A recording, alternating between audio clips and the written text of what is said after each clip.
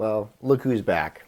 After a long sabbatical, Milo's back. Where'd you go, buddy? Where have you been? In today's Transfer Tuesday video, Milo and I are going to be transferring some money, moving money from my local bank account to my high interest savings funds and my retirement accounts. And I'm also going to give you guys an update on some of my goals for the remaining, weeks of the year. Hello everybody and welcome back to my channel. My name is Michael and I'm on a journey to increasing my net worth to be valued at over $1 million.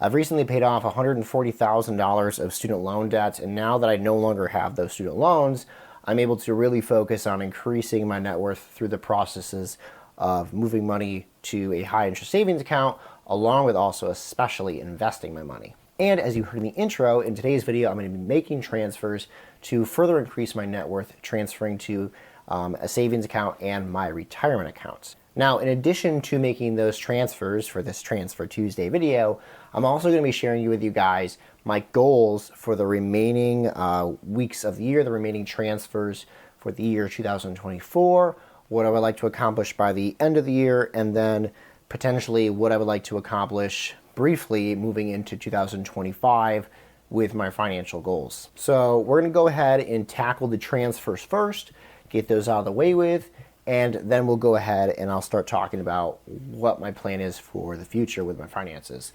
And I somehow just hit 10,000 steps while giving this introduction. All right, so let's tackle the first transfer, and that is moving money from my local bank account to a high interest savings account with Ally Savings Bank. I'm not sponsored by Ally Savings Bank. I don't know a single person who's ever been sponsored by Ally Savings Bank. I don't even know why I say that every week. But I'm going to be moving $250 from my local bank account to my online account with Ally, specifically going to the buckets in the account designated for a future vehicle purchase, which I've been saving up for quite a while now. I believe with this transfer, because $150 of that $250 is going into this bucket, the vehicle bucket, I will now have a total saved up amount of around $7,000, which I know that doesn't really buy you a new vehicle, but it keeps gaining interest in the account. So it's good that the money's in there. And then the other remaining $100 of the $250 is once again going into the bucket labeled rental property investment or rental investments. And this is simply for the fact that it's been an item I've been interested in the past, rental property investments, but at this point in time, it's not really on my radar to start doing. But if the opportunity pops up in the future, I would like to be ready and have finances prepared for that. So $100 of the $250 is going into the bucket labeled rental income investing. Milo wants his second treat. Here you go, buddy. Yum. And speaking of second treats, let's talk about the second transfer in today's Transfer Tuesday. And that is moving money once again from my local bank account to my Roth IRA account with M1 Finance. I talk about this every week, so I'm not going to belabor the point here. I'm moving $250 from my local bank account to the Roth IRA account, which once the money is then transferred officially to M1 Finance, I will then push the buy button and it will buy the 4 different ETFs that I have in my Roth IRA account, which of course, as I mentioned before, are all Vanguard ETFs, typical ones that you'd put in a Roth IRA account. The other thing I would like to share, probably in a screenshot somewhere, I think I've already shared this in the past, is a little chart here, I forget what this is called, a bar graph. It's just a single bar though. And this is my contributions for the year 2024 to my Roth IRA. And as you guys can see, there's a max contribution limit of $7,000 for this year, and I'm not there yet. According to M1 Finance, I'm at $4,116. This does not include the $250 that I just mentioned, so you can add that in there. But if we roughly look at the remaining months that I would have to transfer, because you have until, I believe, April when you do your tax filing, or when the deadline for the tax filing is. I believe then, I could be wrong, I know people have said this in the comment section, but I always forget. I believe you have until then to transfer to the previous year's Roth IRA account. My dog's wanting more treats. Get back, buddy. Go away. You have until then to do the transfer. So if I calculate that, that's about 4 months left, including this month, December, to make transfers. So if I want to hit that max contribution rate, I did a little math. Basically, I would have to average about $687 and I guess 50 cents for the rest of these next 4 months. That includes this month. That also doesn't include the money that was just transferred. So that $250 I just transferred, the number I just gave that I would have to contribute, $687, that does not include that amount. I think I'll get there if I'm correct on the deadline, because normally I make about 3 of these videos a month, and in each of these videos I transfer $250 to the Roth IRA account. So if I keep that up until the deadline, I should be maxing out my Roth IRA for 2024. So that's good news. That's actually what I want to talk about with my goals for the rest of the year, is really focus on the Roth IRA and make sure that I increase it to its max contribution rate for the year 2024. I've actually never done that. I've never maxed out my Roth IRA, even when it was at the lower max contributions in the past. I've never maxed it out. And this year I'm hoping to do that.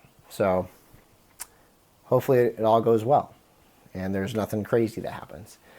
My other plan for the rest of the year, and I've talked about this briefly in some of my other videos, and it's along the line of investments, is to I don't want to say open up because that's not the right term, but reevaluate my regular taxable brokerage account.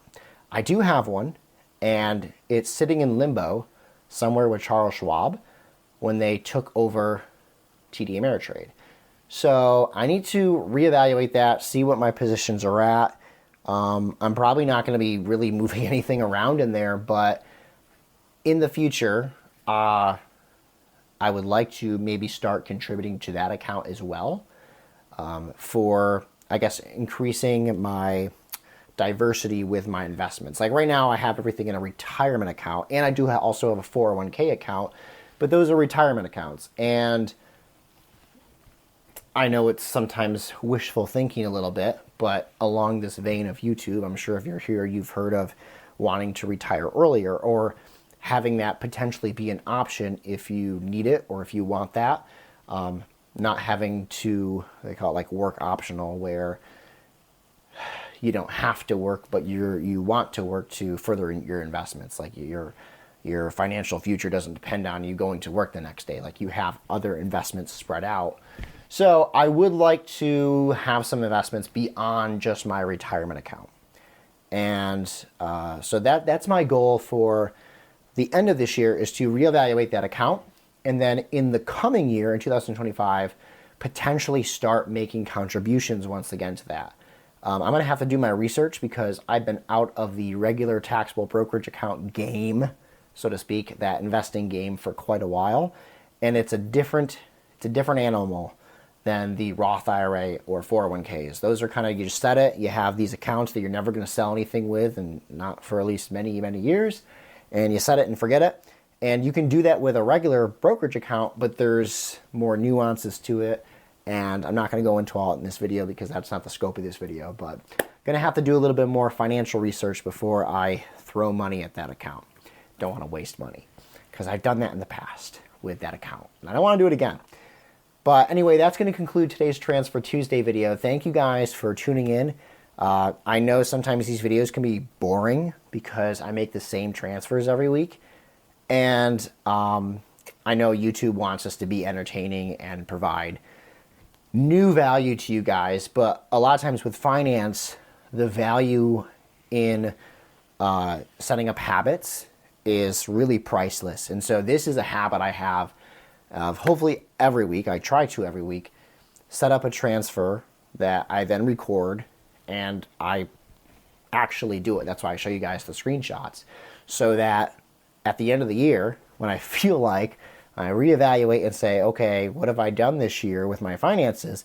I can look back and say, whoa, I've grown my retirement accounts by this amount. I've paid off this amount of debt. And a lot of it happens with small steps like these Transfer Tuesday videos and transferring around $500 a week. So I know it's not all that exciting and the numbers sometimes seem boring. Maybe I should switch up the numbers a little bit, make it seem more exciting. But with my current financial situation, with my paychecks, this is really what I can dish out to the accounts. So I apologize for it being a little boring, but I thank you guys for tuning in once again, for sticking with me to the end. And hopefully you'll stick with me until we hit that $1 million mark. Anyway, take care, guys, and I'll see you in the next one.